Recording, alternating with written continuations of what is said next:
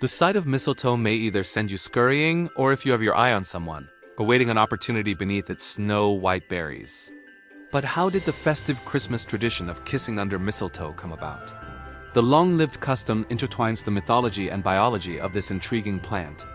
There are more than 1,000 species of mistletoe which grows the world over. In fact, the ancient Europeans were so captivated by the plant's unusual growth habits that they included it in their legends and myths.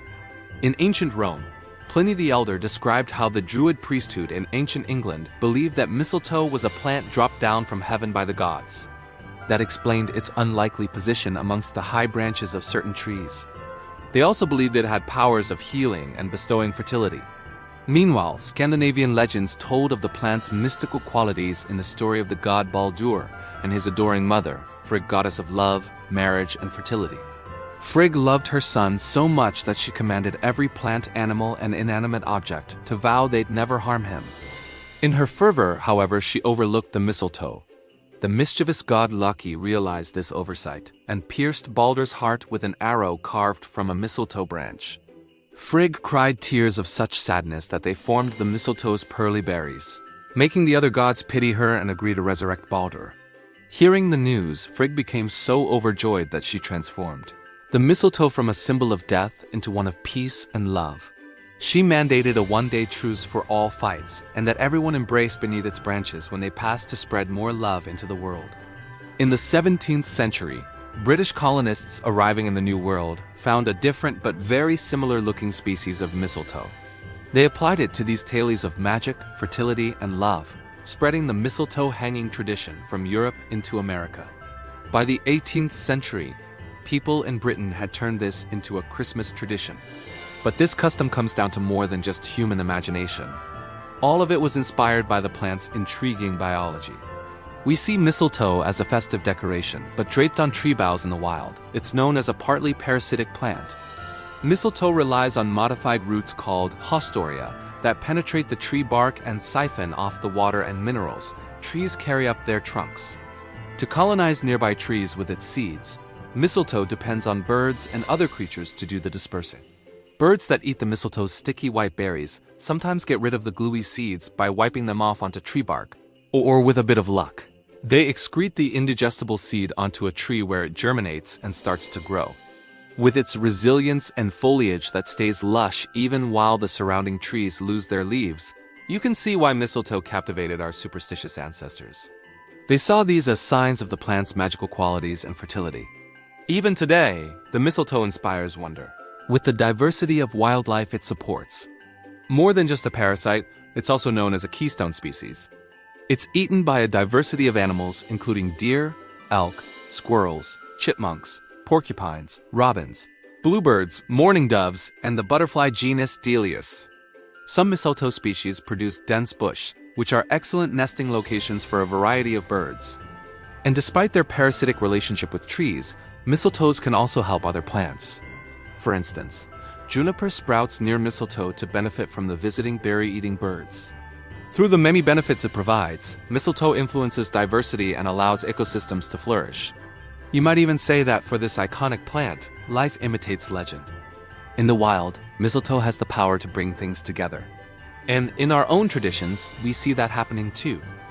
Maybe this will surprise you, but mistletoe isn't just a romantic decoration hanging over a doorway. It's not just a Christmas prop waiting for an awkward kiss. Mistletoe is the kind of plant that basically said, "Roots? Nah, I'm going straight into the tree." It grows high up in the treetops, takes water and minerals directly from its host, and stays green even in the middle of winter, while everything else around it looks completely dead. And honestly, that alone was enough for ancient people to go, okay, this is not an ordinary plant, and they weren't wrong. Today, modern research focuses on one main thing when it comes to mistletoe, its effect on the immune system. In simple terms, mistletoe may help the immune system wake up, stay alert, and respond more actively, instead of running in full vacation mode. That's why mistletoe is talked about as a *** supportive plant ***, not a miracle cure. Think of your immune system like that friend who's supposed to protect the group, but sometimes reacts too late, sometimes gets lazy, and occasionally shows up only when things are already going wrong. Compounds found in mistletoe are being studied for their ability to activate the body's natural defense responses. That's why in parts of Europe, mistletoe is used mainly as an complement to conventional treatment not a replacement. No magic. Just a gentle nudge that says, "Hey, wake up, it's go time." You may have noticed that mistletoe is often mentioned in conversations about cancer. That's not random. This is where its effects are studied the most. In some countries, mistletoe is used as a supportive therapy that may help immune responses, improve overall well-being, and help the body cope with the stress of treatment. And let's be very clear here. This does not mean mistletoe instead of a doctor. It means mistletoe alongside a doctor . Now, quick reality check. No, you don't chew it. No, don't make tea from the stuff hanging in trees. And please don't start foraging like a medieval herbalist.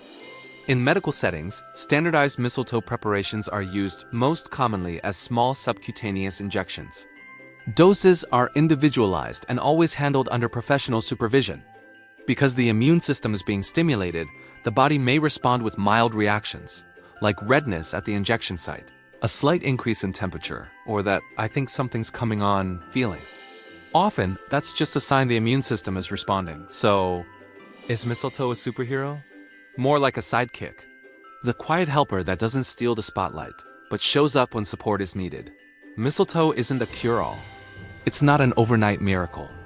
But it's a fascinating example of how nature and modern science can work together. So here's the quick recap.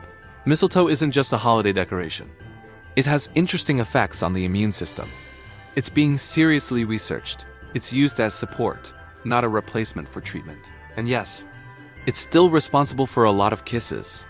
So the next time you see mistletoe hanging above a doorway, remember, it's not just about romance. It's also about resilience, balance, and the surprisingly smart partnership between the body and nature. And honestly, that's kind of romantic too. So the next time you walk under some mistletoe, just remember, it's not only a Christmas decoration. It's actually a tiny green reminder that nature is way smarter than we often realize. This is a plant that can survive the winter, live without any soil, and somehow it went from ancient myths all the way to modern science labs. That's not bad for something we mostly use as an excuse to kiss someone special. So whether you believe in plant power, science, or just the holiday vibes, mistletoe is always doing its thing quietly in the background. It's helping, supporting, and occasionally causing some awkward eye contact under doorways. If nothing else, let it remind you to take care of your immune system and listen to your body. And hey, maybe steal a kiss when the moment feels just right.